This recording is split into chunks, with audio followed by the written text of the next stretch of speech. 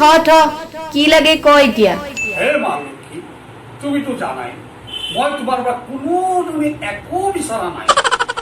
কিন্তু আজি মই বিচাৰিবলৈ বাধ্য হৈছো স্বাৰ্থপৰ সদায় দেখোন বিচাৰিয়ে থাক মা আপোনাৰ পৰা মই 50 লাখ টকা ডিমাণ্ড কৰিছো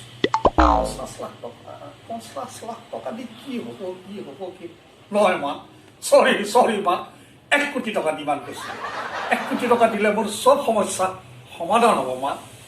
আৰু 1 কোটি টকাটো আপোনাৰ হাতৰ মহিলা মা নহয় জানো গতিকে আপুনি দিব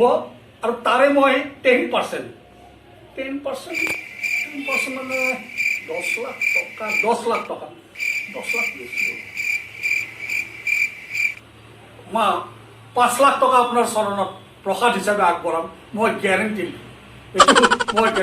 মা মোক দিব বুলি আশীৰ্বাদ কৰি আশীৰ্বাদ বিচাৰিব মা দিব